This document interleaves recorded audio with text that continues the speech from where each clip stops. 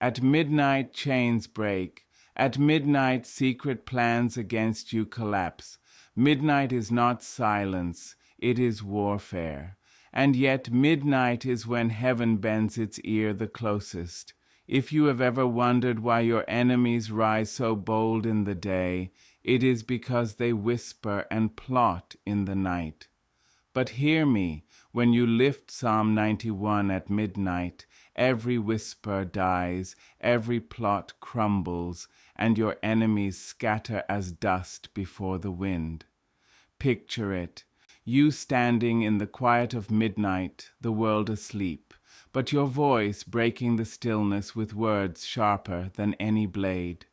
He that dwelleth in the secret place of the Most High shall abide under the shadow of the Almighty. Those words are not mere poetry. They are fire.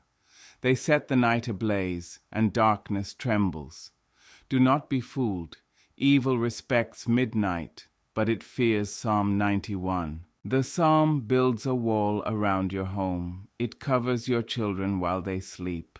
It shields your mind from torment. And when the enemy hears it, there is no negotiation, no delay. They scatter instantly.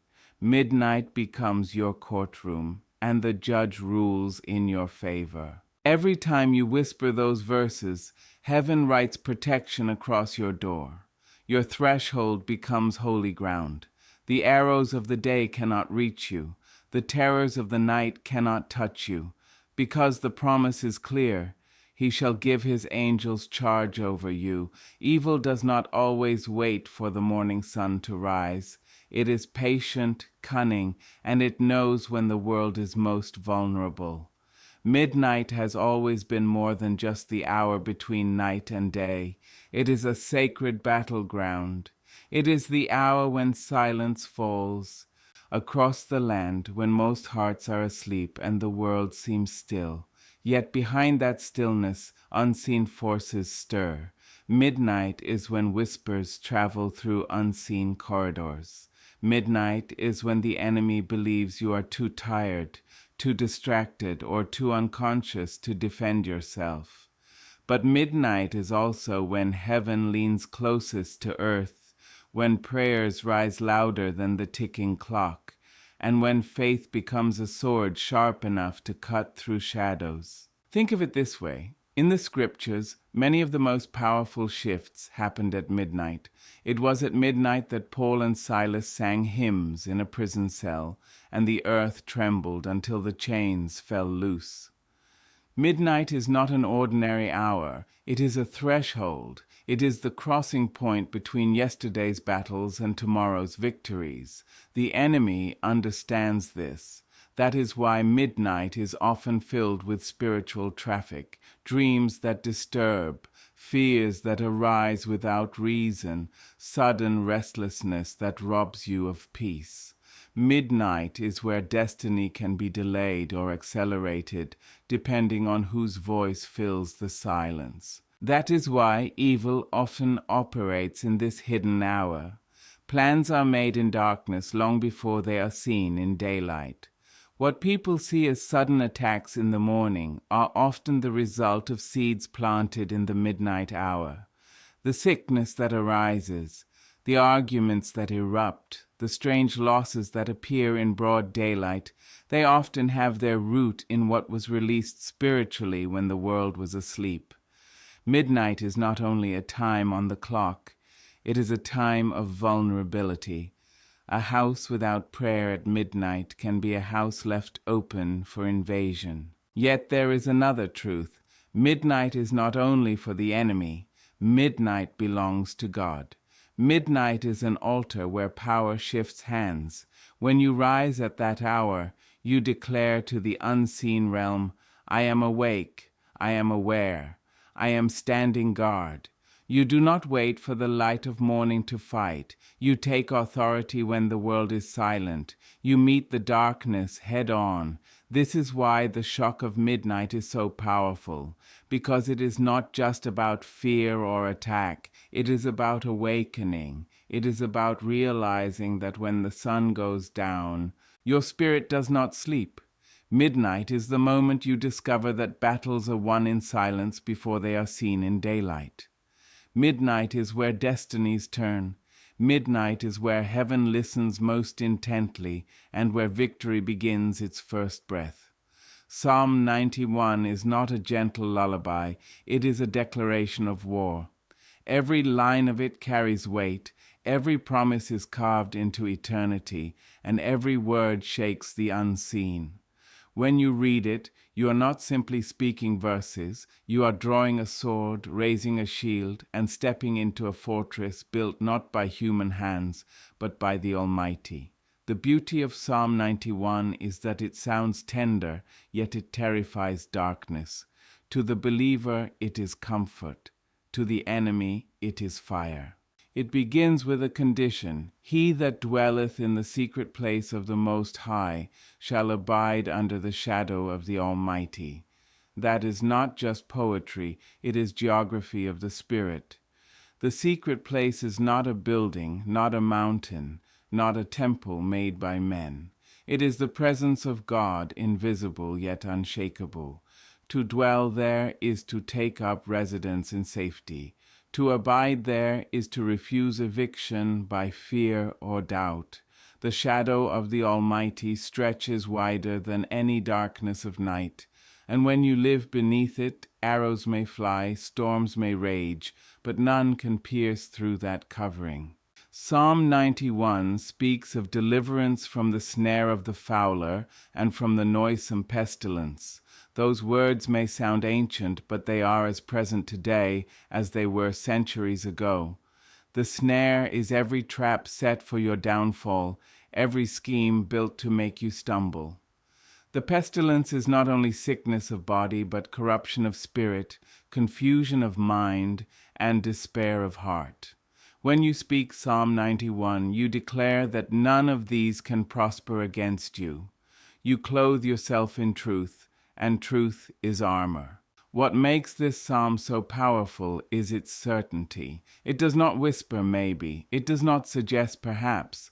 It declares with boldness, 1,000 shall fall at thy side, and 10,000 at thy right hand, but it shall not come nigh thee. That is not hope, it is decree. It is heaven writing protection into your very breath. Evil may gather in multitudes, but their numbers mean nothing when set against divine promise. And then there is the part that makes the midnight tremble. He shall give his angels charge over thee, to keep thee in all thy ways. Think of that. Not one angel, not a distant guardian who may or may not arrive in time, but angels in charge, stationed, assigned, committed to you. That means when you walk through your doorway, you are not alone. When you rest at midnight, you are not unguarded. When fear creeps at the edges of your mind, the psalm reminds you that an army stands watch. Enemies know the sound of Psalm 91. Darkness recognizes its echo. The words are not soft prayers, they are spiritual artillery. To the believer, they are a blanket of peace. To the forces of wickedness, they are a siren of warning. Do not touch, do not approach, this soul is covered. The midnight hour has always carried mystery, weight, and power. It is more than a number on the clock. It is a threshold where one day dies and another begins, where silence spreads across the land, and where the unseen grows loud. While the world sleeps, the spirit world does not. Midnight is the moment when lines blur between heaven and earth, when prayers rise like incense in the still air, and when powers of darkness crawl boldly, believing they have the stage to themselves. Midnight has always been a chosen hour. Look back through the sacred record. It was at midnight that the angel of the Lord moved through Egypt, breaking chains of oppression and forcing Pharaoh's hand. It was at midnight that Paul and Silas, beaten and shackled, lifted songs of praise from the depths of a prison, and the earth quaked so violently that every locked door swung open. Midnight is not an accident, it is a design. It is the hour when the atmosphere is charged, when heaven is listening, when earth is vulnerable, and when declarations become decrees. Why is midnight so potent? Because it is quiet. The noise of the day has faded. The chatter, the chaos, the rush of business, the weight of labor, all are hushed. It is in silence that words carry furthest. In silence, what you speak reverberates through eternity. When you lift your voice at midnight, it does not get lost in the din of daily life. It pierces straight through the veil. Midnight amplifies what is spoken, whether it be curses whispered by enemies or promises declared by faith. It is also the hour of surrender. The body is weary, the mind longs for rest, and yet when you choose to rise at midnight, you show the unseen realm that you are not bound by flesh alone. You defy sleep to take hold of power. That sacrifice carries weight. Heaven honors it. Darkness fears it. Midnight becomes your altar, your pulpit, your courtroom. You stand between 2 days, and what you decree in that fragile hour sets the tone for what follows when the sun rises. Think of the rhythm of life. Most calamities, most strange dreams, most sudden attacks of fear or illness, they creep in during midnight. It is when the spirit of man is most defenseless without prayer. That is why rising at that hour is not just discipline, it is strategy. It is taking back the ground where the enemy has felt comfortable. When you rise to pray at midnight, you flip the script. What was once the hour of attack becomes the hour of victory. What was once a time of vulnerability becomes a time of power. And the beauty is this: heaven does not sleep. Midnight is not late for God.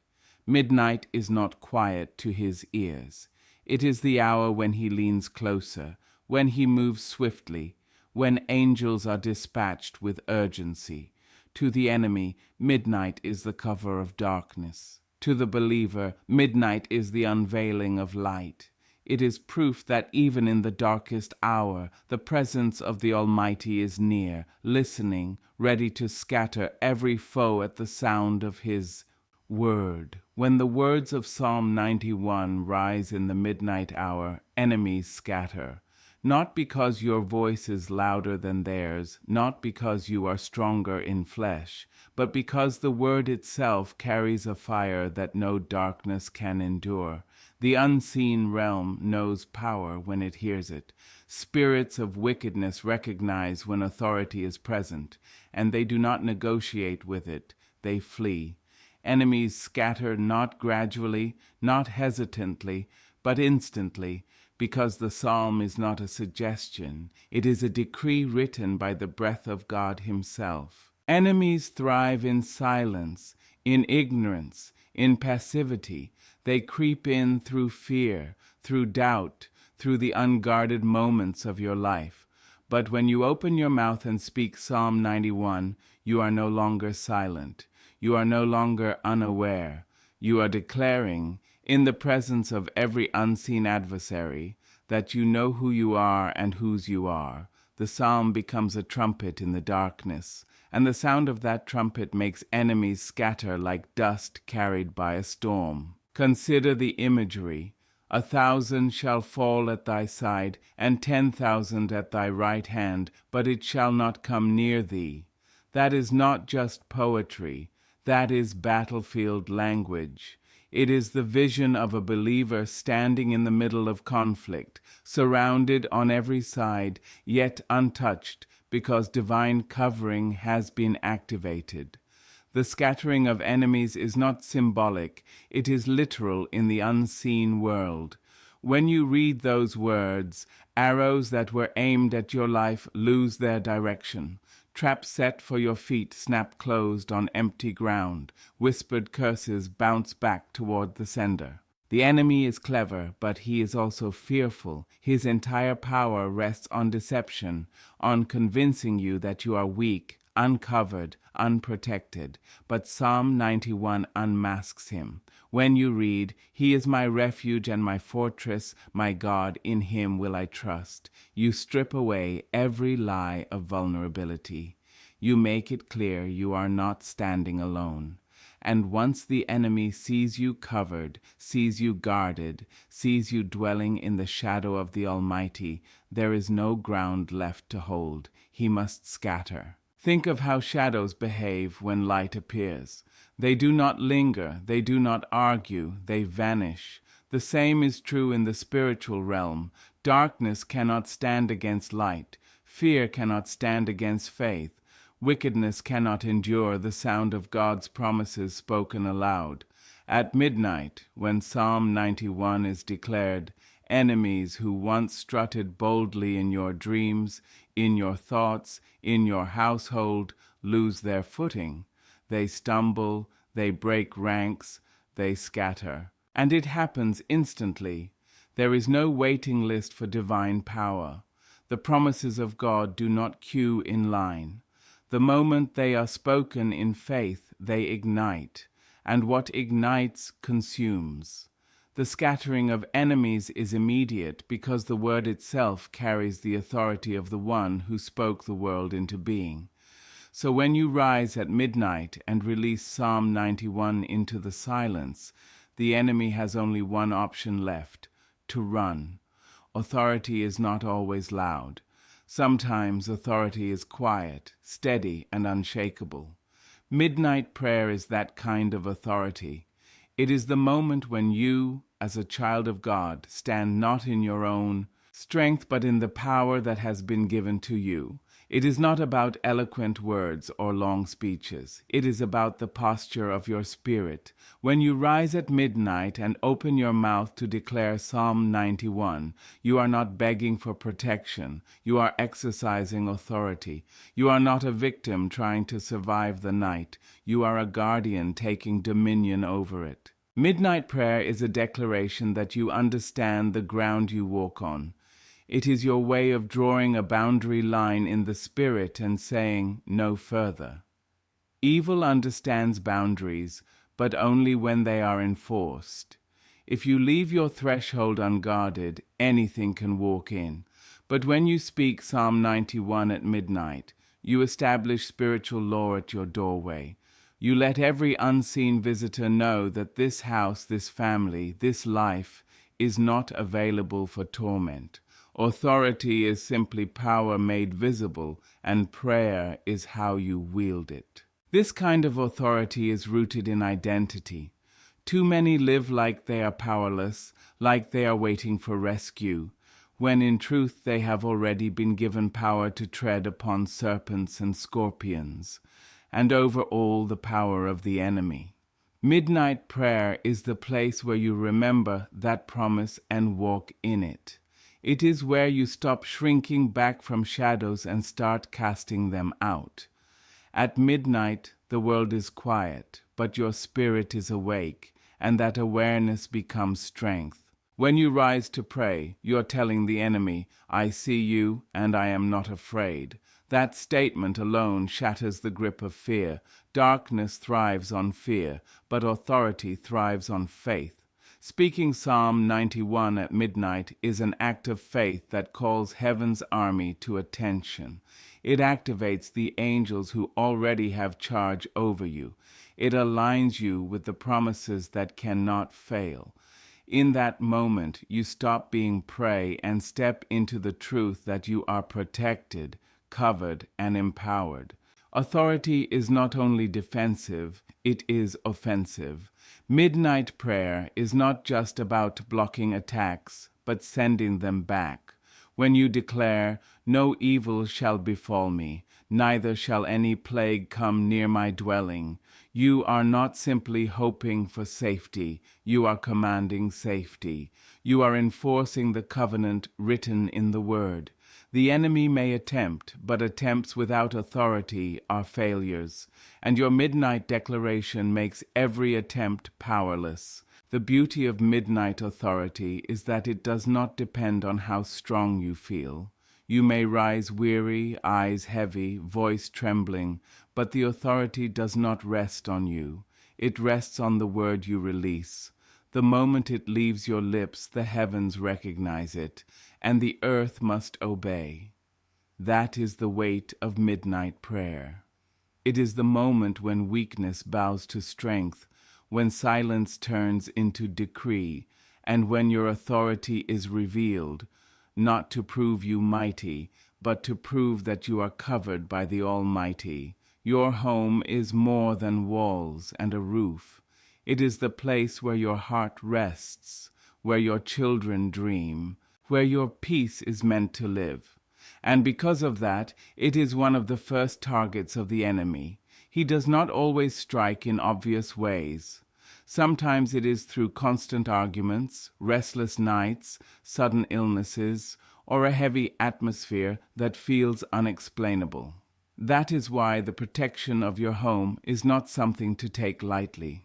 Psalm 91, spoken at midnight, becomes more than prayer. It becomes a fortress built around your dwelling, a spiritual wall that no darkness can climb. When you lift those words, he shall cover thee with his feathers, and under his wings shalt thou trust. It is as if a shield rises over your entire household. That shield is invisible to your eyes, but terrifying to every enemy. Demons see it as fire. Witches see it as impenetrable glass. Evil knows that once that covering is declared, it cannot enter freely. Midnight becomes the hour you seal your home, brick by brick, verse by verse, until no weapon formed against you can prosper. Think of your doorway. Every day, countless steps cross it. Family, neighbors, strangers, and sometimes even those who smile while carrying bitterness in their hearts. In the natural, you may clean it, lock it, and guard it. But in the spirit, it is your prayer that seals it. Psalm 91, spoken at midnight, declares that no curse, no spell, no plan of wickedness will step past that threshold. It turns your front door into a gate of light. The moment an enemy spirit tries to cross it, the word meets them like a sword. Your children, too, are covered by this psalm. They may not hear you praying at midnight. They may not know what you whispered while they slept. But your prayer becomes their blanket. When you declare, "There shall no evil befall thee, neither shall any plague come nigh thy dwelling," you are speaking over their dreams, their health, their destiny. You are shaping an atmosphere where peace becomes natural and protection is permanent. Midnight becomes the moment you tuck them not just into their beds, but into the shadow of the Almighty. And do not overlook yourself. Many times, believers pray for others and forget that their own hearts need peace too. Psalm 91 wraps your mind, your body, your spirit in protection. It silences the terror of the night, those sudden waves of anxiety that come with no warning.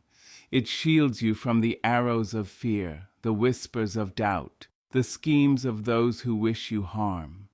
Midnight prayer becomes a sanctuary, transforming your home from just a house into holy ground. Enemies may plot, they may walk past your windows, they may even attempt to speak curses over your space. But once Psalm 91 has been declared, they meet resistance not from you alone, but from heaven itself. Your home becomes a guarded territory. Your walls, though ordinary in sight, stand tall in the spirit. And in that place, you and yours can rest without fear, because the covering of the Almighty has turned your dwelling into a refuge no darkness can penetrate. Breakthrough is often thought of as something distant, something you wait for, something that arrives after a long season of struggle. But the truth hidden in Psalm 91 is that God's power is not delayed. It is immediate, it is active, and it is alive the very moment it is spoken. When you declare those words at midnight, you are not sending a letter to heaven hoping for a reply weeks later. you are opening a door that causes darkness to flee instantly. Enemies scatter, not because they are persuaded, but because they are overpowered. Breakthrough does not creep in slowly. It bursts in with force the moment the word is released. Picture it like this: a room in total darkness. For hours, shadows dominate the space. Fear seems thick in the air. Then suddenly someone flips on the light. Instantly, without debate, without hesitation, the darkness disappears. That is what Psalm 91 does at midnight. It is the switch that flips, the spark that ignites, the flame that forces every shadow to vanish. Darkness cannot linger to argue with light. It must bow immediately. Enemies and obstacles rely on delay. They thrive when you believe that freedom is far away, that healing is years ahead, that peace is always out of reach. But the promises of Psalm 91 collapse delay. When you speak, "Because thou hast made the Lord thy habitation, there shall no evil befall thee," you are not waiting for next month, next year, or some vague future. You are claiming a reality that activates the moment faith meets word. Evil cannot linger in a place where God is declared as habitation. It must break, it must leave, it must scatter. This is why midnight is so powerful for instant breakthrough. The world around you is still, the noise is gone, and your voice rises unchallenged in the silence. Heaven leans close. Angels are stirred. Darkness is cornered. And as soon as the psalm is spoken, there is movement. Chains that felt welded suddenly snap. Doors that seemed sealed suddenly swing open. Attacks that were forming suddenly dissolve. Breakthrough is not a distant hope. It is the natural reaction of darkness encountering divine light. And it is not only external enemies that scatter. Internal battles, fear, depression, confusion, also break instantly when Psalm 91 is declared with faith. That is the beauty of God's word. It works without delay. It does not hesitate. It does not stutter. It does not postpone. When spoken at midnight, Psalm 91 creates an atmosphere where instant breakthrough becomes your reality. One midnight prayer can shake the ground, but consistency is what builds the fortress. Reading Psalm 91 once may scatter enemies for a night, but making it your habit at midnight makes you untouchable. The spiritual realm recognizes patterns. Darkness watches for weakness, but it also trembles at discipline. When you rise not just once, but again and again, night after night, you build a rhythm that cannot be broken. You are no longer reacting to attacks. You are preventing them before they even form. Consistency is what turns a spark into a fire. Anyone can pray one night when fear is heavy or when trouble comes, but the soul that chooses to stand guard every midnight declares something different. I am not shaken by circumstances. I am rooted in covenant. That kind of consistency weaves protection into the very fabric of your life. It is like laying stone upon stone until what once was fragile becomes a fortress. The enemy understands this. He can handle an occasional shout, an occasional prayer, because he knows once it passes, the gate is left open again. But when you rise daily, when you cover your home, your family, and your destiny with Psalm 91 every midnight, you leave no window, no door, no crack for intrusion. You have built a spiritual wall so high that even 10,000 enemies cannot scale it. Consistency is the weapon that outlasts every plan of darkness. Think of rain on soil.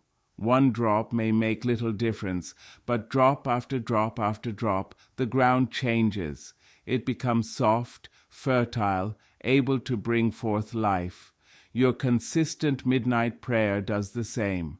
At first, you may feel nothing, but night after night your atmosphere shifts. Peace begins to dwell where fear once slept. Dreams become clearer. Your mind grows sharper. Your spirit becomes sensitive, alert, discerning.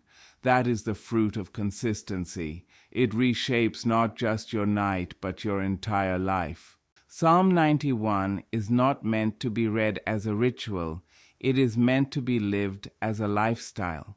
Each time you declare it at midnight, you are reinforcing your covenant. You are reminding heaven of promises already written, and you are reminding darkness of its permanent defeat. Over time, enemies learn not to even approach, because your consistency has marked your dwelling as guarded territory. Midnight stops being a battleground and becomes a sanctuary, because the word has been planted so deeply, so often, that it cannot be uprooted. And here is the secret. Consistency does not just protect you, it transforms you. The more you dwell in that psalm, the more its truth becomes your identity. You stop merely reciting promises and start embodying them. You no longer just say, I am covered. You walk as one who is covered. Your authority grows. Your faith deepens. Your peace becomes unshakable.